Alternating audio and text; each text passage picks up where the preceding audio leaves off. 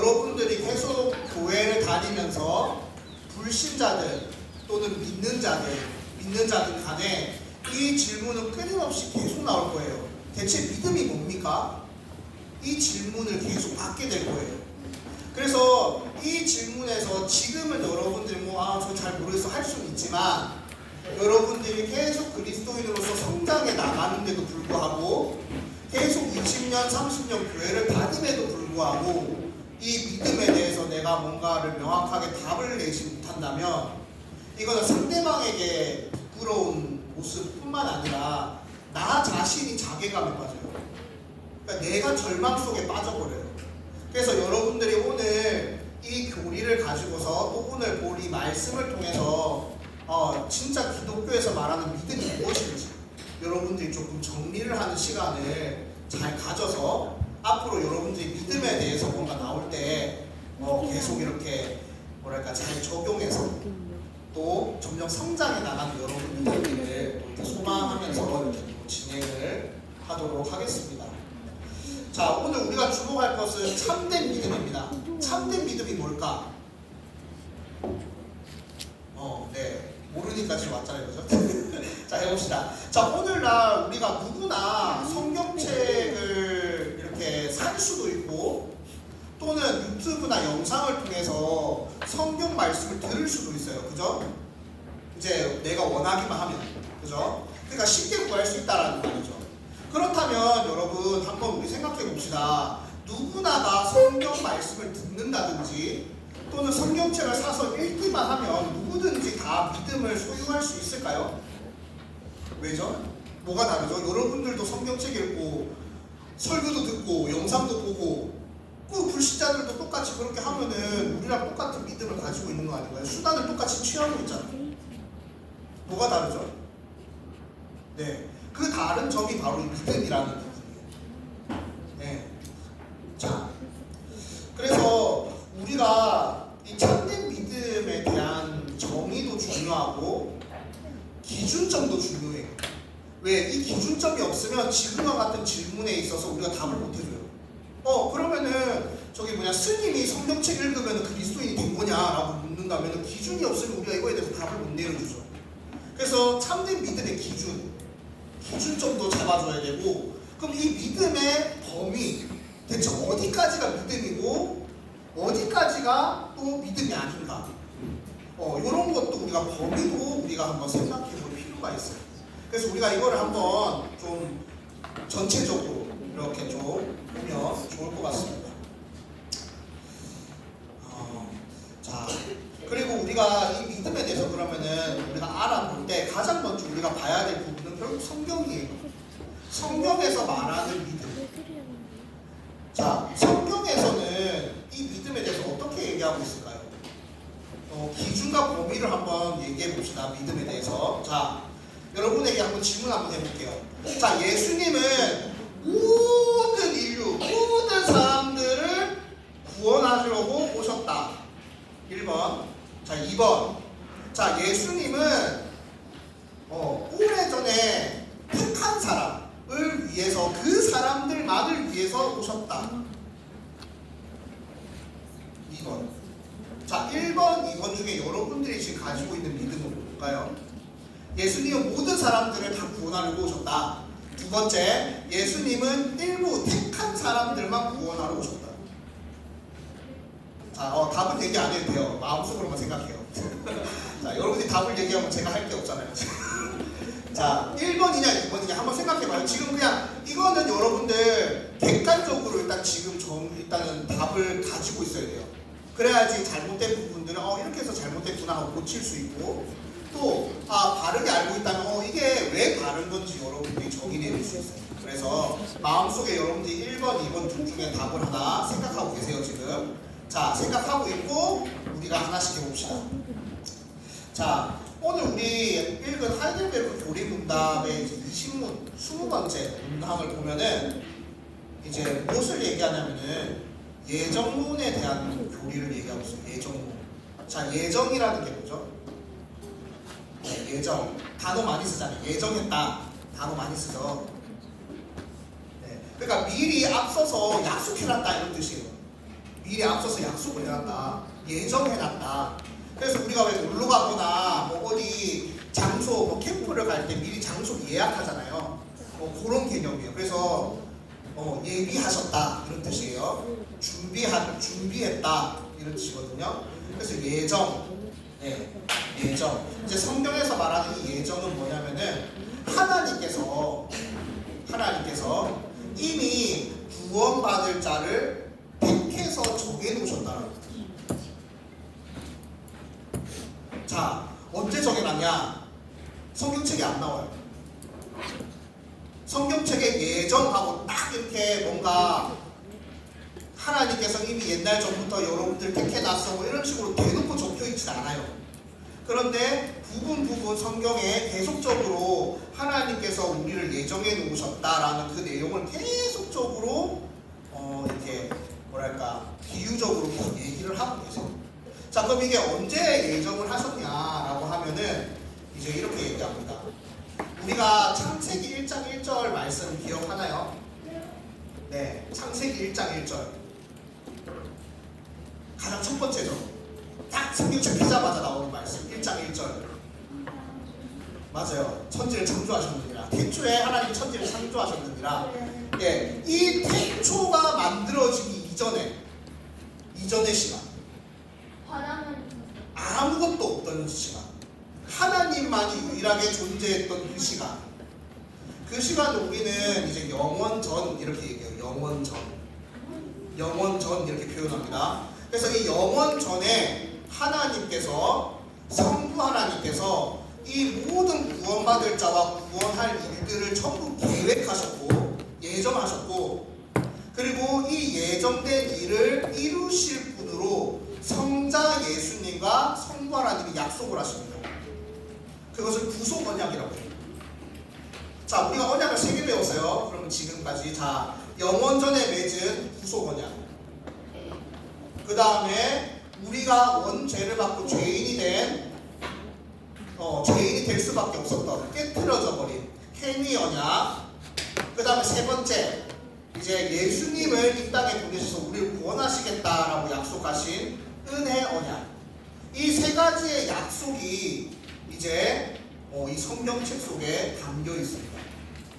자, 그래서 우리가 이 구속 언약과 행위 언약과 은혜 언약에 의해서 예수님이 이 땅에 오시는 거예요.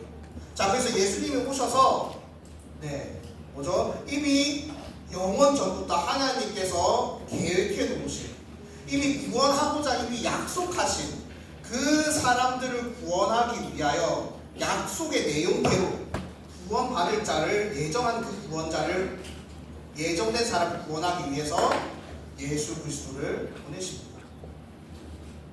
그러니까 우리가 만약에 온 인류를 구원하기 위해서 예수님이 왔다라고 한번 예시를 들어봅시다. 자, 이거에 대해서 이런 주장을 한 사람들이 누구냐면은 우리 종교개혁사 시간 때 배웠던 이제 제세례파 사람들과 그리고 그의 후예들이 알미니안주의자들이라는 사람들이 나와요. 나중에 그냥 알고만 있어요. 자, 이런 사람들이 이런 주장을 합니다. 예수님은 택함받은 자들을 위해서 온 게 아니라 온 인류의 사람들을 다 구원하기 위해서 오셨어. 왜 예수님을 왜 특정한 사람만 구원한다고 오셨다고 그렇게 얘기하는 거야? 그거 너무 잔인한 거 아니야? 그러면 선택 못 받은 사람은 무조건 지옥이야? 그렇잖아요. 그러니까 이게 너무 잔인하다는 거예요. 왜 이런 얘기를 하냐는 거예요. 자, 그래서 우리는 칼빈주의 5대 교리를 배웠어요. 그죠? 이미 외우고 있습니다. 자, 기억 안 나는 표정들. 기억나는 표정도 있고 좀 안 나는 표정도 있고. 자, 그래서 여기서 이 질문 때문에 이 5대 교리가 나왔어요. 이 질문을 시작으로. 자, 만약에 예수님이 온 인류를 위해서 왔다면 여러분 한번 생각해 봅시다. 지금 병동에 이제 곧 죽을 환자가 있어요. 곧 죽을 환자가. 근데 그분에게 복음을 전했는데 그분이 안 받아들이고 돌아가셨어요. 돌아가셨어요. 복음을 전했는데 그 환자분이 복음을 받아들이지 않은 거예요. 아, 나 안 믿겠어. 그러고 돌아가신 거예요. 자, 그러면은 만약에 예수님은 온 인류를 위해서 구원하러 오셨다라고 하면은 이 사람은 대체 어떻게 복음을 거부할 수 있었느냐? 이거에 대해서 답을 내릴 수 있어요. 그렇잖아요. 복음을 피할 수 없잖아요. 반드시 구원 받아야 되니까. 구원 받을 방법은 복음을 듣고 받아들이고 믿음을 가지는 방법밖에 없는데, 그러면 지금 돌아가신 그분은 왜 복음을 안 받아들였냐 그거예요. 그럼 지옥 가잖아요. 자, 이거에 대해서 이제 이 알미니안주의자들은 이와 같이 회피하면서 답을 합니다. 어떻게 하냐면은 그 사람은 이미 복음을 지금 들었지만 그 복음의 능력을 충분히 소화해내지 못했어. 그러니까 복음의 능력을 충분히 발휘할 시간을 얻지 못했어. 그 사람이 시간이 조금만 있었으면 복음 받아들였을 거야. 이렇게 얘기합니다. 물론 뭐 그렇게 우리가 상상은 해볼 수 있겠죠. 그런데 현실은 안 믿고 돌아가셨고, 그러면 이 말은 무슨 말이냐면은 예수님이 온 인류를 위해서 오신 분이라고 한다면 예수님은 거짓말한 게 아니네요. 그 사람은 그건 못했잖아요. 그리고 구원의 방법이 복음만 있는 것이 아니네요. 다른 방법도 있을 수 있다. 그러면 하나님은 인간 하나 제대로 구원하지 못하는 무능력한 신이 되어버리고, 그리고 사람은 하나님의 그 은혜와 능력을 거부할 수 있는 거부권을 가진 하나님과 같은 능력을 가진 사람들이라는 거예요. 그러면 전적 부패한 게 아니라는 거죠.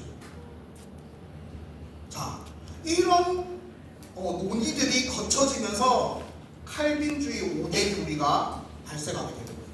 자, 첫 번째가 뭐였죠? 전적 부패. 우리는 행위 언약을 깨트리고 하나님 앞에서 범죄하였고 죄로 인해서 우리는 전적으로 부패하였다. 그래서 우리는 하나님 앞에 완전히 무능력한 존재가 되었다. 우리는 구원에 대해서 그 어떠한 행위조차 할 수 없다. 그거죠. 자, 두 번째는 뭐죠? 무조건적 선택. 이 무조건적 선택은 뭐냐면은 우리에게는 구원을 얻을 만한 그 어떠한 조건도 존재하지 않는다라는 거예요. 그래서 하나님께서 우리를 사랑하셔서 오래전에 아무런 우리의 어떠한 구원받지 못할 만한 그런 조건 따지지 않고 내가 너를 구원할게 하고 딱 택하신 거예요. 하나님의 절대적인 주권과 사랑으로. 그래서 하나님은 무조건적으로 그 사람을 선택했다라는 거예요. 자, 그 다음 세 번째가 뭐죠? 너무 잘하는데요? 당황하면 좀 당황스럽네. 자, 세 번째, 제한 속죄. 그래서 그래서 예수님은 이 땅에 오셨을 때 모든 인류를 구원하러 속죄하러 오신 게 아니라 제한 속죄, 제한. 그러니까 택함받은 자들, 예정된 자들만을 구원하러 오셨다고 제한해 놓으시고 제한적으로 속죄하신다. 자, 그 다음에 이제 몇 번째지? 네 번째. 불가항력적 은혜. 자, 그러면은 이 예정된 자와 예정받지 못한 자를 어떻게 구분하죠? 구분 못해요. 저도 못합니다. 여러분들이 구원 받았는지 안 받았는지 저도 몰라요. 하나님만이 아세요. 그래서 이 구원받은 자의 특징을 좀 보면서 우리가 이렇게 좀 이 사람 좀 구원 받았을 것 같아, 이 사람 된 것 같아, 이렇게 우리가 볼 수 있는 게 바로 이 사도신경을 기준으로, 이 신앙 고백을 기준으로, 복음을 받아들이느냐 안 받아들이냐를 기준으로 우리가 이 땅에서 이 사람은 구원 받았을 것이다라고 그냥 이렇게 예상을 하고 좀 믿고, 그래서 우리가 주는 게 바로 세례예요. 이 사람은 예수님을 이제 믿는 것 같아, 그리스도인인 것 같아라고 우리가 어느 정도 이런 특성을 좀 보고서 이제 외적으로 주는 게, 외적으로 눈에 보이게끔 이렇게 표시를 주는 게 바로 세례예요. 아직 여러분들이 세례를 받진 않았지만 이제 태어날 때 유아 세례를 받은 친구들도 있을 거고, 이제 앞으로 이제 중학생 돼서 이제 학습을 받고 나중에 이제 정식 세례를 받는 친구들도 있을 거예요. 네, 그래서 이제 그거는 기다리면 되고, 자, 그래서 이렇게 그리스도인이 된 사람들은 이제 앞으로 어떻게 사냐 그거예요. 그래서 성령님께서 이제 예수님을 믿는 사람에게는 성령님이 우리 가운데 우리의 영과 함께 하셔서 이제 우리의 삶을 돕습니다. 우리 가운데 모든 은혜를 쏟아부어요. 구원받을 만한 모든 은혜를 그냥 갖다 쏟아붓습니다. 이 은혜를 우리는 절대로 피할 수 없다라는 거예요. 우리가 거부할 수 있는 거부권도 없어요. 하나님이 주시면 다 받아야 돼요. 이게 불가항력적 은혜예요. 그래서 은혜를 그냥 무조건 막 하나님 퍼부어 주시는 대로 다 받는 거예요. 이거에 대해서 우리는 조금의 거부권도 없어요. 자, 그리고 마지막 5번째. 네, 이렇게 택함 받은 자는요, 하나님이 반드시 구원하십니다. 무슨 방법과 수단을 다 충동원해서 그 사람을 구원시켜요. 취소되는 거 없습니다. 그렇기 때문에 예정된 자는 그 믿음의 수위가 높아지면 높아질수록 흔들림은 적어지고 이제 믿음이 견고하게 서서 더 이상 흔들리지 아니하고 끝까지 하나님과 길을 동행하는 거예요. 중간에 물론 넘어질 수 있죠. 헤맬 수 있어요. 그렇지만 성령님께서 도우셔서 반드시 그런 택한 사람들은 천국의 그 길까지 끝까지 인도하신다는 거예요. 네. 이 택함은 절대 취소할 수 없어요. 그 누구도 취소시킬 수 없습니다. 네. 그래서 100% 천국. 그래서 우리는 얘기할 수 있어요. 100% 천국이던가 100% 지옥이던가 50대 50은 없어요. 우리가. 그래서 예정된 자로서 100% 천국을 가든지 아니면은 지옥으로 가든지 100% 육이 되든지 이런 교리가 바로 예정론입니다. 자, 이 예정론을 얘기하는 이유는 이제 아까 이제 이런 알미니안 주의자들이나 이런 제세례파 그리고 또 오늘날 많은 사이비와 이단들이 자신들의 믿음을 정의내려요. 잘못된 믿음, 성경에서 벗어난 믿음을 계속적으로 자기네들이 정리하고 정돈해가지고 소개합니다. 자, 그렇다면 여러분들은 오늘 이 시간에 내가 올바른 믿음을 가지고 있는가, 내가 진짜 참된 믿음을 가지고 있는가 정리를 반드시 해야 된다는 거예요. 이거 점검을 안 하면은 저기서 가면 절로 가고 여기로 가자고 하면 여기로 가는 말도 안 되는 믿음을 소유하거든요. 자, 그래서 우리가 오늘 본 말씀을 가지고서 참된 믿음이 무엇인지 한번 알아봅시다. 자, 오늘 말씀에서 첫 번째 이제 예수님께서 비유하신 4가지 씨앗 뿌리는 4가지 비유가 있죠. 오늘 말씀에. 자, 성경책을 적었으니까 다시 한번 보세요. 책갈 펴놨죠? 네. 자, 씨 뿌리는 비유. 예수님의 씨 뿌리는 비유.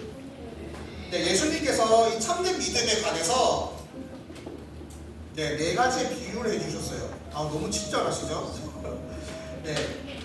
자, 이 4가지 중에 참된 믿음은 한 가지라는 거예요. 자, 첫 번째는 여러분, 자, 19절을 여러분 한 목소리로 같이 읽을 수 있겠죠? 자, 19절 같이 한 목소리로 읽습니다. 시작. 아무나 천국 말씀을 듣고 깨닫지 못할 때는 악한 자가 와서 그 마음에 뿌려진 것을 빼앗나니 이는 곧 길가에 뿌려진 자요. 이렇게 돼 있어요. 자, 13절에 이제 4절에 보면은 이제 뿌릴새 더러는 길가에 떨어짐에 새들이 와서 먹어버렸고 이렇게 돼 있어요. 그러니까 씨를 아무 길가에다가 그냥 뿌려버린 거예요. 지금. 그럼 이 씨앗들이 어떻게 되죠? 새들이 주워 먹던가 또는 태양에 다 타버리겠죠. 자, 이 말은 뭐냐면은 이제 역사적 믿음이라는 걸 얘기해요. 이 역사적 믿음은 뭐냐면 지식을 의미합니다. 세상의 모든 지식들. 이 지식들 안에는 성경을 이제 보고 이렇게 습득할 수 있는 지식도 같이 포함되어 있어요. 모든 지식에 대해서 얘기하는데 이 지식은 뭐냐면은 머리에 딱 들어가면은 이제 어느 정도 시간이 지나면은 그냥 기억 속에서 사라져 버려요. 자, 여러분들 공부하면은 자, 수학 공식 며칠 만에 가보죠? 3일, 이틀. 근데 수학 좋아하는 친구는 아마 그 공식 보면은 계속 기억날 거예요? 그럴 거예요. 그런 경험이 너무 좀 없나요? 자, 그런 기억들 있죠? 자, 그러니까 이렇게 지식은 이제 내 머릿속에 들어는 가는데 일정 시간이 지나면 싹 사라져버려요. 근데 우리가 이거를 성경에서 보면은 성경을 보고 이렇게 한다면은 성경을 읽기는 읽는데 내일 되면 다 까먹어. 네. 아, 그 정상이에요. 자, 비정상이라고 말하는 게 아니에요. 이제 그런 시간도 보내야 돼요. 그런 시간도 필요합니다. 자, 그래서 성경 말씀을 열심히 읽는데 지식적으로만 받다 보니까 역사적 믿음만 받다 보니까 다 까먹어버리고 일정 시간이 돼버리니까 아무것도 기억이 안 남아. 이게 역사적 믿음. 그래서 길가에 뿌려진 씨앗들처럼 어느 순간에가 누가 다 가져간 것처럼 없어져요, 지식. 자, 그 다음에 두 번째. 자, 두 번째는 뭐냐면은, 자, 또 한번 읽어볼까요? 자, 20절, 21절이네요. 자, 20절부터 우리 같이 읽어봅시다. 시작. 돌밭에 뿌려졌다는 것은 말씀을 듣고 즉시 기쁨으로 받되 그 속에 뿌리가 없어 잠시 견디다가 말씀으로 말미암아 환난이나 박해가 일어날 때는 곧 넘어지는 자요. 자, 씨앗이 돌밭에 뿌려졌대요. 돌이 한가득 있는 곳에 씨앗이 뿌려졌대. 자, 그럼 얘네들도 자랄 수 있을까요? 없을까요? 네. 그래서 이 돌밭에 뿌려진 씨앗은 뭐냐면 일시적 믿음이라고 해요. 일시적 믿음. 자, 아까 역사적 믿음 지식이라고 했죠. 자, 성경을 읽어가지고 지식은 생겼어요. 성경에서 뭘 얘기하지 대충 지식은 이렇게 알았어요. 머리에 들어갔어요. 그런데 이게 딱 보니까 재밌어. 요게 나한테 유익도 좀 되는 것 같아. 기뻐. 요걸로 끝나요. 네, 이게 일시적 믿음. 그냥 일시적으로 끝나버려요. 그냥 아까 역사적 믿음과 다른 점은 그냥 기쁨이 있냐, 감정이 있냐, 없냐의 차이예요. 그래서 돌밭에 떨어진 씨앗처럼 그냥 잠시 뭔가 좀 어려운 일이 있거나 좀 힘든 일, 불행한 일이 조금만 발생해버리면 싹 사라져버려요. 말씀 받던 것 아무것도 기억 안 납니다. 그때 받았던 기쁨, 감정들 전부 사라져요. 이게 일시적 믿음. 자, 그 다음 세 번째. 자, 세 번째 씨앗은 어디 떨어졌을까요? 네, 한번 봅시다. 어디 떨어졌나?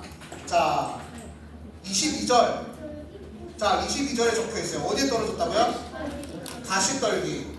네, 가시떨기에 씨앗이 떨어졌대요. 이거는 무엇이냐면은 이제 이적을 행하는 믿음이에요. 이적을 행하는 믿음. 뭐냐면은 말씀을 보기는 보고 믿기는 믿는데 특수한 말씀만 믿어요. 뭔 말이냐면 예수님께서 병자를 일으켰대, 기적을 일으켰대, 놀라운 일을 일으켰대, 이거만 믿어요. 기적만 믿어. 그러니까 이런 믿음도 어느 순간 어려운 일이나 재물이나 이런 문제들이 발생하면 싹 사라져버려요. 자, 그리고 마지막 네 번째. 네 번째는 어디 떨어졌죠? 오늘 외운 말씀. 네, 어디에 떨어졌다고 하죠? 네 번째 씨앗은? 좋은 땅. 맞아요. 자, 그럼 좋은 땅. 좋은 땅에 떨어진 씨앗은 뭐냐면은 우리가 말씀에 적혀있죠. 말씀을 듣고 깨달았다. 결실을 맺었다. 100배다, 60배다, 30배다 이렇게 적혀있어요. 그죠? 자, 마지막 믿음은 뭐냐면은 이제 의롭다 하심을 얻는 믿음이에요. 의롭다 하심을 믿는 믿음. 그러니까 의롭다 하심을 얻는 믿음. 여러분, 우리의 구원은요 하나님의 의에 달려있어요. 의. 자, 의에 대해서는 더 자세한 내용은 나중에 훨씬 이후에 좀 설명을 할게요. 그런데 이 의롭다함을 얻는 이 의는 오직 복음에서만 나오거든요. 복음에서. 오직 복음을 통해서만 얻을 수 있어요. 자, 이 복음을 이제 어떻게 얻느냐? 이 복음은 성경책에밖에 안 적혀 있어요. 그래서 오늘 우리 하이델베르크 교리문답에 보면 복음에 대해서 정의를 어떻게 내리고 있느냐라고 보면은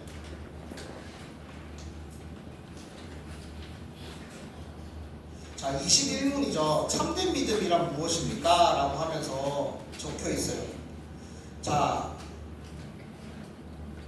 우리에게 계시하신 모든 것을 진리로 여기는 확실한 지식이다. 이렇게 얘기해요. 지식이다. 자, 먼저는 책을 펴서 봐야 돼요. 단순하죠? 성경책을 펴서 복음이 뭔지 읽어야 돼요. 그리고 여러분들 설교를 통해서 배우고 듣고 익혀야 돼요. 공부해야 된다는 소리예요. 자, 그러면 역사적 믿음이랑 별 차이 없지 않습니까? 예, 아까 얘기했잖아요. 그래서 역사적 믿음도 필요하다. 이 세 가지의 믿음이 불필요하다는 얘기가 아니에요. 반드시 이 과정들이 필요합니다. 그리고 최종적으로 성령님을 통해서 의롭다 하심을 얻는 믿음을 얻는 거예요. 자, 그런데 그 과정 가운데 복음을 배우는 지식이 필요해요. 반드시 성경책을 읽을 수 있어야 돼요. 그래서 종교개혁사 할 때 루터가 독일어로 자기네들의 자국어로 성경을 번역했잖아요. 네, 이 지식대로 복음을 반드시 듣고 보고 그들이 익히고 배워야 되기 때문에.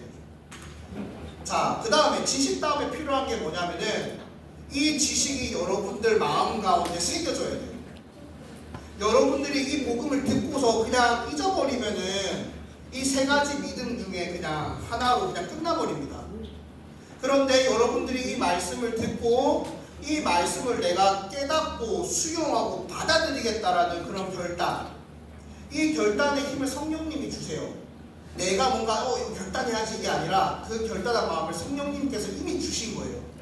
그래서 내가 이 복음을 듣고 그래 내가 이 복음대로 살아야지, 내가 이 복음을 받아들여야지 라는 마음이 여러분들 가운데 생겼다면 그러면 그게 의롭다 하심을 얻는 믿음을 얻은 거예요. 이 일은 순식간에 일어납니다. 내 옆 사람은 몰라요. 부모님도 모릅니다. 세상 그 누구도 몰라요. 나 자신만 알아요. 그래서 믿음은 철저하게 개인입니다. 여러분들이 아무리 옆에서 도움을 받으려고 해도 성령님 말고는 여러분들에게 도움을 주는 분은 없습니다. 자, 정리하겠습니다. 자, 우리가 이 참된 믿음을 정리를 하자면은 결국은 예수님이 지금 비유하신 말씀 중에 이 네 가지 비유 중에 한 가지의 믿음을 택해야 되는데, 자, 역사적 믿음은 아닌 것 같습니다. 그죠? 자, 역사적 믿음이 만약 사실이라면은 마귀들도 귀신들도 지식적으로 떠들 수 있어요. 성경책 읽을 수 있어요. 다른 종교, 다른 인간들도 성경책 읽고 여러분들 가운데 믿음을 설명할 수 있습니다. 자, 그렇기 때문에 이 역사적 믿음이 진짜 우리의 참된 믿음이다라고 주장을 하게 돼버리면 마귀들도 구원받을 수 있다는 소리예요. 말이 안 되는 얘기죠. 자, 두 번째. 자, 일시적 믿음도 아닐 거예요. 왜냐하면 예수님께서 이거를 철저하게 거부하세요. 그 다음 세 번째.